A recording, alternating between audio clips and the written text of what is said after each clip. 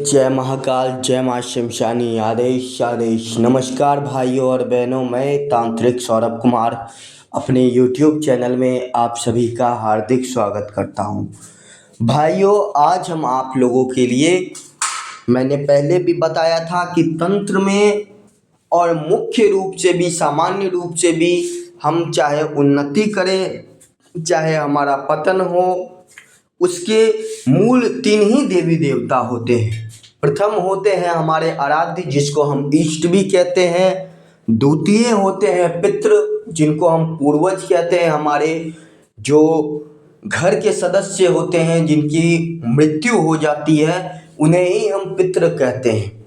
और तीसरे नंबर पर हमारी कुल देवी होती है। तो आज हम आप लोगों के लिए पितृ देवता जो होते हैं, हमारे पितृ होते हैं, अगर वह बिगड़े हुए हैं तो ऐसा क्या करें कि हमारे पितृ हम पर प्रसन्न हों और हम अपने जीवन में हमारी जो भी कठिनाइयाँ होती हैं, कष्ट होते हैं, अगर किसी के घर में कोई पितृ बिगड़ जाते हैं तो यह देखा जाता है कि उसका काम धंधा नहीं चलता है, हर मार्ग में उसको रुकावटें आती हैं, धन की मान की भी बहुत अधिक हानि होती है। तो इसके लिए सबसे अधिक हर मनुष्य को, आवश्यक नहीं है कि कोई तंत्र से जुड़ा हुआ है उसी को करना चाहिए, सामान्य मनुष्य भी इन प्रक्रियाओं को करके अपने पितरों को प्रसन्न रखें और जो है उनकी अधिक से अधिक कृपा प्राप्त करें। तो आइए जानते हैं कि हमको बिगड़े हुए पितरों के लिए क्या करना चाहिए। ज़्यादा कुछ इसमें करने की आवश्यकताएं नहीं है दोस्तों। सबसे अच्छा और सबसे सरल, जो कि सामान्य मनुष्य भी आराम से कर सकते हैं। सबसे पहले आपको करना क्या है कि किसी भी अमावस्या में, जैसा कि आप जानते हैं हर महीने में एक अमावस्या और पूर्णिमा आती है, तो पूर्णिमा में ना कर यह क्रिया जो है आपको अमावस्या में करनी है। या तो आप अमावस्या में करें या तो आप पितृपक्ष में भी कर सकते हैं। सबसे पहले आपको प्रातःकाल उठ जाना है, सूर्य उदित होने से पहले स्नान आदि कर निर्वित्र हो जाएं आप। सबसे पहले अपने घर में सभी जो भी आपके देवी देवता हैं, उन देवी देवता का अच्छे से पूजन करें। और पूजन में ये याद रखें कि अगरबत्ती जलाना संपूर्ण रूप से वर्जित है।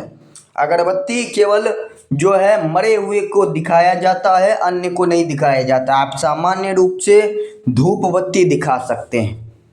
अगरबत्ती केवल तामसिक और उग्र साधनाओं में प्रयोग किया जाता है। फिर आपको करना क्या है कि अपने घर में, अगर आपके घर में कोई महिला है तो उन महिला से जो भी आपके पितृ हैं, पूर्वज हैं, उनके नाम से अच्छे से, अगर आपके पूर्वजों को सात्विक भोजन पसंद है तो नॉर्मली आप 4 पूरी, थोड़ी सब्जी और जो भी मिष्ठान है वह सब तैयार करवा लें और चले जाएं अपने छत पे। खुले आसमान के नीचे आपको यह क्रिया करनी है। सबसे पहले एक आसन लगा देना है सामने पितृ के नाम से। फिर एक आसन आप अपना लगा लें। आसन को प्रणाम करके, आसन मंत्र जाप करके आपको बैठना है। मंत्र है, मन मार मैदान करूं, करूं मैं चकनाचूर, 5 महेश्वर आज्ञा करो, बैठू आसन पूर। इतना बोलकर प्रणाम करके आप आसन पर बैठ जाएं। फिर थोड़ा पवित्रीकरण कर ले, हाथ में जल अक्षत लेकर। फिर भोजन को सामने रखें, जो कि आपने पितृ देवता के आसन लगाए हैं पितृ के नाम से, थोड़ा सा दूर हटाकर उस भोजन को रखें। पहले हाथ जोड़कर पूरे भाव से, प्रेम से आप आवाहन करें कि हे पितृदेव, हे हमारे पूर्वजों के देवता, हम आपका आवाहन कर रहे हैं, हम आपको भोजन करवाना चाहते हैं, कृपया आप आएं और भोजन ग्रहण करें।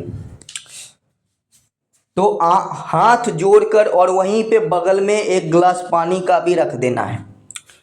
फिर हाथ जोड़कर आंख बंद कर आप भाव करें लगभग आप 10 से 15 मिनट हाथ जोड़कर आंख बंद कर रहें। मन में कल्पना करें कि आपके पितृ सामने उपस्थित हो गए हैं और उस भोजन को वह ग्रहण कर रहे हैं। फिर 15-20 मिनट वहाँ बैठकर आप उठे, प्रणाम कर लिए अपने पितृ को। फिर वह जो भोजन है उस भोजन को वहाँ ऐसे ही रहने दें। याद रखें कि इस भोजन को अगर कोई ना खाता हो तो आपको सामान्य रूप से किसी भी गौ को जाकर इस भोजन को खिलाना है। याद रखें, गौ को खिलाना है, कुत्ते को भूल से भी नहीं खिलाना है, इस बात का विशेष ध्यान रखें। यह जो है यह एक सामान्य प्रक्रियाएं हैं जो कोई भी व्यक्ति कर सकता है। और अगर और भी अच्छे से करना है तो एक विशेष पितरों का मंत्र होता है, उन मंत्रों से आप पितृ का आवाहन करते हैं तो आपको संपूर्ण रूप से पितृ दिखते हैं। लेकिन क्या होता है कि बहुत बार होता ऐसा है कि मनुष्य पितरों को देखकर डर जाते हैं, क्योंकि आखिर वह हैं तो प्रेत ही जो इस संसार से विलुप्त हो चुके हैं, जिनकी निधन हो चुकी है। इसीलिए जो निडर है वही वह विधान ले।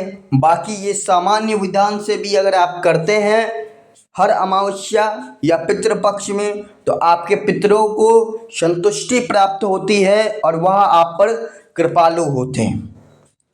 तो यह कार्य हर व्यक्ति अवश्य करे, इसी से आपके पितरों का उद्धार होगा। आपके पितर आप पर प्रसन्न होकर आप पर दया दृष्टि दिखाएंगे और आपका जीवन हर्षो उल्लास एवं हर कष्ट से दूर हो जाएगा। धन्यवाद भाइयों।